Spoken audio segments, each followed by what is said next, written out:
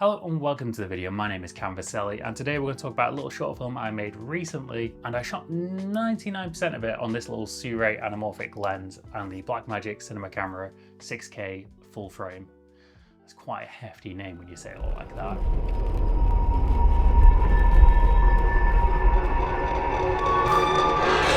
So yeah, I'll break this video down into a few different sections. I'll talk about a bit about the production, a bit about the edit, a little bit about the lens. In fact, probably a little bit more about this lens later on. If you haven't seen the film already, I'll leave a link to it in the description below. Just to start briefly, like, this is the first video I've made of 2025, so I just wanted to kind of say that I'm just not fussed too much about YouTube. I'm just not really fussed about the numbers, the stuff like that. I still just enjoy making these videos sometimes and just chatting about the kit that I'm using at the moment and just having a platform just to chat about kit and make little videos here and there. So that's what I'm doing. I'm on and off with YouTube. So, you know, stick around. I'll post something every so often when I feel like it. But I'm not here to chase the gear videos and just make content for the sake of making content. Not right now anyway. So lots of big projects hopefully coming up this year. 2024 was full of corporate TV ads, stuff like that. There really wasn't many music videos or creative work that I could really remember. So I was really eager to get creative and do a little creative project, which is how this short film came about. So this little idea came to me. I was quite inspired by like Alan Wake and SCP and, you know, Seven, all the usual influences on filmmakers. But I was like, what's a small little idea we can do? Won't take too much effort and just kind of go out almost like a practice run. I'd also just got this lens as well. I hadn't used the Cinema Camera 6K for a short film or a narrative project yet. I'd used it for TV commercials, but I just wanted to test it in a different setting, essentially. We had this idea for the short film. I had a few ideas. I sent them over to Henry, who's an incredible writer, and he was just like, here's a little concept. And it was all based in a forest, in the woods and stuff like that. And I was like, great. So we needed some quite hefty lighting equipment for that. But then our location fell through and we ended up switching to a hotel nearby where I'm located. So that really actually was a bit of a blessing in disguise. I don't know what the film would have looked like had we shot in our first location, but production was way easier given that location was much closer to us and it was a much smaller environment. So we only needed a few different lights to achieve the look that I wanted, which the look that I wanted was a very bold, punchy, vibrant, high contrast look. This film probably cost us less than like, what, $300? Very inexpensive, very cheap. Our production designer, Poppy, did a great job of putting together our wall of like posters and spooky images, so to speak, all of which were printed from the local library in the morning of, cobbled together, but just still fun to get out there with a very, very tiny crew. Like, I was directing, shooting. Josh Smith, our gaffer, did a fantastic job, and our actress Shobi just killed it. Fun environment, a quick little shoot, something creative for us all to just kind of get out there and do. Edit wise, we did do a little bit of AI stuff. We used Photoshop to clean up some of our environment, just so it was a little bit less distracting, and in some shots it allowed us to get a much better composition. So that tool was really helpful because that's one of those things I think with the Photoshop kind of gen fill, just to kind of clean up a location, you could always do that work. You'd just take you a little bit longer because you'd have to do a set extension in something like After Effects. So I think it's just another way of doing things which is a little bit quicker. Yeah, I'm all for kind of using a tool in that way. And I do think it'd be great to see Resolve implement something like that, because this entire project was edited in DaVinci Resolve and graded in Resolve as well. So I've fully switched now from Premiere to Resolve. But yeah, I love Resolve, incredibly fast editor. We did all the VFX work, actually, aside from the Photoshop cleanup. In Resolve, you did it all in Fusion, but that was more Henry, and he just killed it with the visual effects. Lighting-wise, I think we had two 120Ds, a 300D, and a Nova RGB panel. We mainly actually used those Nangwang, I think that's the name of them, like RGB tubes. I've used them so much on different projects. They're so great for just hiding either above or below or just anywhere in the shot. So I love those little tube lights. They're so good. Currently still shooting on the Cinema Camera 6K. Really enjoying this camera. We shot most of the film on that camera and we shot it on that DJI Ronin RS4 Pro as well. So let's have a little chat about this lens. This Sirui Anamorphic 35mm t2.9 lens.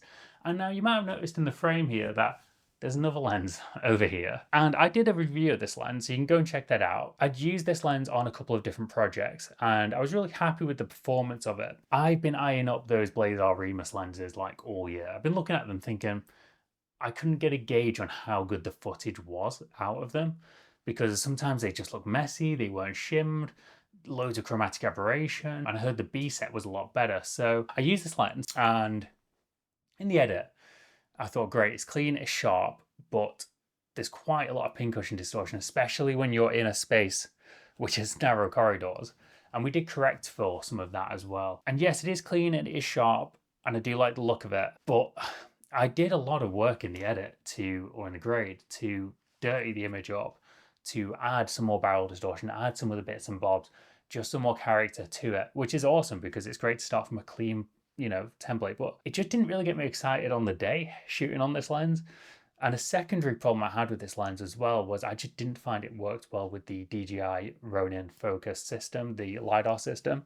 It was my first time using that system, and I just had a nightmare with it using this lens. It just wasn't calibrating, it was just slipping off the focus rings, and I love a small compact setup. For me, this lens, whilst it is great, very clean, we also had to use a lot of diopters. Should have had a 75mm as well, but I just figured we could get away with it with diopters, and we did. There's something about the Blazer Anamorphic, the 33mm. I've not even taken it out of the packaging yet at this point.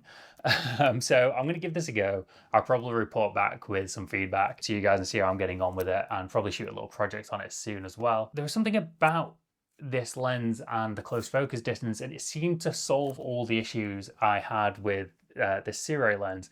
And I'm actually quite excited to have a lens with a ton of character inside of it, because I don't know who I'm kidding, but most of the time I think I want a nice clean image, and I do, but it just doesn't get me excited. So I'd rather just be excited with what I've got when I shoot. So I'm hoping these lenses can deliver that. So this is my first one. I'm hoping to pick up the 50mm and the 85mm from the B set, because they're a little bit cleaner apparently. I will let you know how I'm getting on with that. So yeah, this lens is currently up for sale now. See if it goes to a good home. Maybe I'll end up keeping it. I might end up testing it with the Blazer Remus and actually end up that this Sirui one is the one to go for, but we will see. Now there is one other thing I want to talk about, which is the sound on this video. We did loads of sound design work, and a lot of it, we didn't really use too much music because we wanted to use a load of different sound effects. But the music we did find, we weren't always like super happy with it. For me, I like to use elements of music rather than necessarily using the entire track, or when you find that perfect track and there's just something a little bit off with it. Now this does lead me into the sponsored section of this video, but I'm not just I'm not just shilling some product here. My Artlist subscription expired recently, and I was looking for an alternative because a lot of people use Artlist, and then you use a song for a project, and then you hear it again somewhere else, and you're just like, oh no. I don't know, it feels weird to me when that happens. And Audio came up, and they sent me an email and just said, would you be interested in trying it? And I was like, sure thing. And I found that you can get all the stems for a lot of the songs, so you can just end up piecing little bits of songs together with different elements, which I really liked. Definitely recommend checking them out as well. I've got a 70% off code for like a year subscription. Good product, good service. I've been enjoying using it as an alternative to Artlist. I think their pricing structure is fantastic. You can get a lifetime membership. Membership is actually very affordable, especially with the SFX as well included. It's exciting to see a lot more competition in the space of royalty-free music and sound effects. I remember the old days when you had to go online and find some YouTube royalty-free stuff, and it was just garbage. Thank you, Audio, for sponsoring this video and supporting me.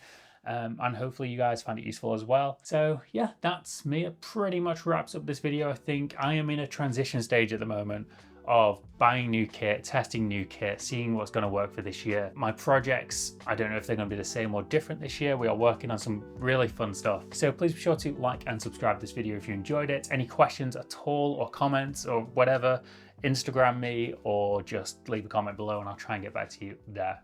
Thank you very much for watching. My name is Vaselli, and I'll catch you in the next one.